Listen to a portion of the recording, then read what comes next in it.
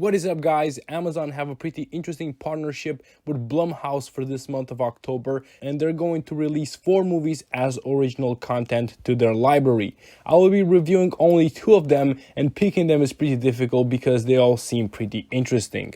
By the by, I'm the movie guy, and this is my review for Black Box.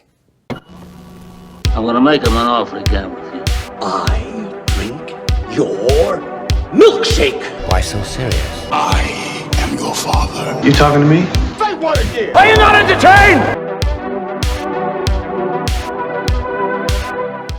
The story follows Nolan, the survivor of a very nasty car crash that killed his wife and left him brain dead for 3 days. 6 months later, he is alive and well, aside from the fact that he's suffering from amnesia. He is a photographer that loses his job, and no other publication wants to hire him because he has lost his talent. In order to provide for his young daughter Ava, he goes to see Dr. Brooks in order for him to regain his memories and talents. The treatment that he receives include hypnosis and using a machine to relieve the memories buried deep inside him.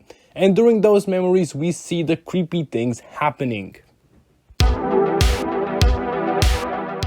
The film is categorized as a horror with elements of sci-fi and mystery, and the mystery is the best part about this film. It shines when it focuses on Nolan reliving his memories and trying to figure out his life, who he is. I was generally gripped by this movie every time that happened. While the other things receive screen time, like Nolan trying to cope with everything, I wasn't that impressed.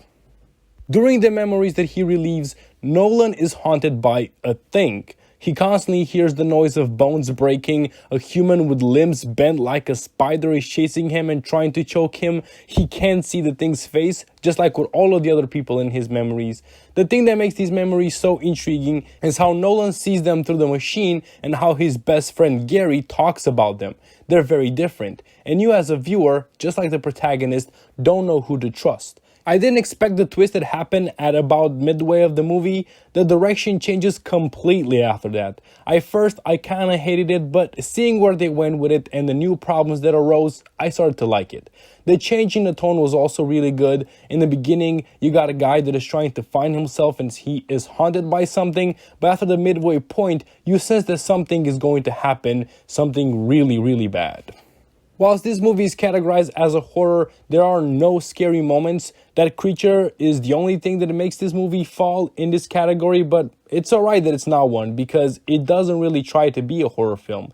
The story is engaging when the identity themes are explored. The other parts, like Nolan's relationship with Gary and his daughter Ava, aren't that strong, and I was annoyed at Nolan's dialogue because he probably broke the world record for ums.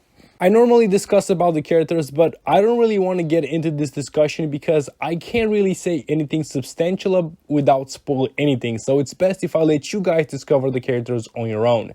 It's better this way.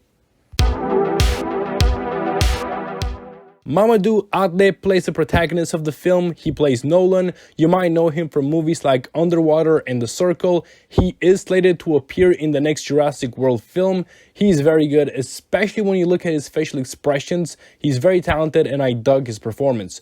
Other actors appearing in this movie are Felicia Rashad, Tosin Morhunfola, Charmaine Bingwa, and they all do their jobs adequately.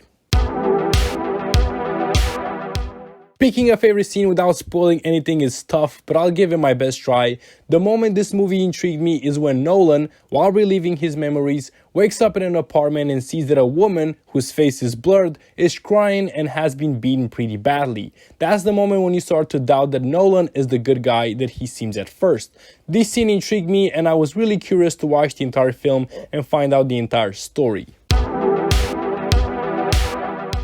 This was actually a really good film. The secondary themes are not the best, but the main plot is actually intriguing and it fooled me with the twist. The performances of the characters are really good. They don't ruin anything except for the damn ums. God, if I hear another I'm gonna probably not do anything. I was actually surprised by how good this film was. I definitely did not expect it. So my rating for Black Box is 3.5 stars. For my alternative pick, I choose Memento, another movie about a man suffering from amnesia, only that in this one, the protagonist is searching for the man who killed his wife. It's not sci-fi like this one, but it is one of the best in the genre of amnesia movies.